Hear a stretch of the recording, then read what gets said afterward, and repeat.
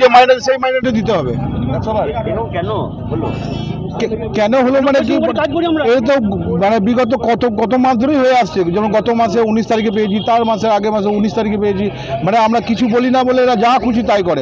এমনকি নিচু শ্রেণীর কিছু লোক আছে আমাদের মতোই কর্মী, তারা আমাদেরকে থ্রেট দিয়ে ডিউটি করায়, ডিউটি করবি কর নাহলে বেরিয়ে যা। কিন্তু সে জানে না যে সে নিজেও একজন কর্মী। আজকে আমাদেরকে থ্রেট দিয়ে কাজ করায় আর নিজে ভাবছে আমি বেঁচে যাবো। নিজেরা মিউচুয়াল করে আস্তে আস্তে মাইনে বাড়িয়ে নেয় তলায় তলায়, আমরা জানতেই পারি। 84,000 লেবার বসে থাকে দৈনিক, গরিবের ছেলেরা 700-500 টাকা মাইনে পাই, টাইমে একবেলা কাজ করে পালিয়ে যায়। আর আমরা 29-50 কারো মাইনে, কারো 52 মাইনে। আমরা দিনরাত পরিশ্রম করি, গোটা বোলপুর শহরের থেকে পরিষ্কার রাখি।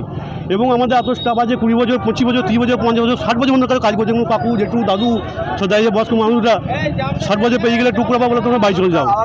আমাদের কোনো স্থায়ী কাগজপত্র নেই, আমাদের কোনো চুক্তি কাগজপত্র নেই। দিয়েছিলাম, আমরা পরিষ্কার জন্য রাখছি, এত খাটাখানি করছি, তার জন্য আমরা বেতন পাচ্ছি না। সব কম অল্প মাইনে, 2 মাস রানিং, 2 মাস রানিং বেতন পাচ্ছি না।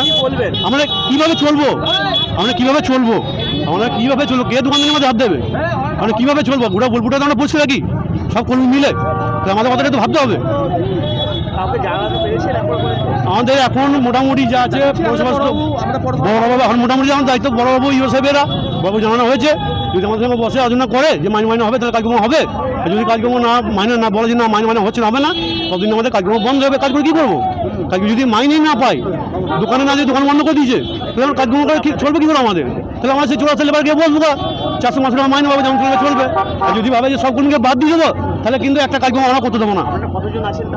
আমরা বহুজন আছি, কম করে 2-3 হাজার লোক আমরা আছি, 2-3 হাজার স্টাফ আমাদের আছে। আমার নাম তন্ময় বই ডাকবো। এখন আমরা যদি মাইনে না পাচ্ছি, আলু চলবে, শুনছে না, তাহলে কাজকর্ম বন্ধ থাকবে। বলবো জাম হয়ে যাক, পাবলিক মানুষ দেখুক, মুখ্যমন্ত্রী দেখুক, আর যারা উপরে আছেন তারা দেখুক যে আমাদের কী অবস্থা। আমাদের কোনো স্থায়ী কাগজপত্র নেই।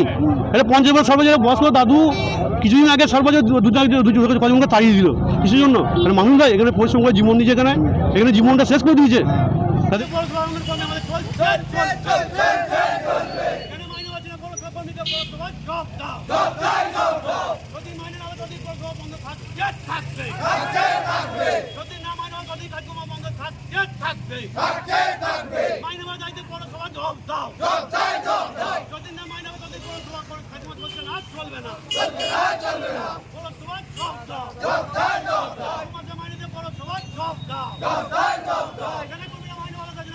Job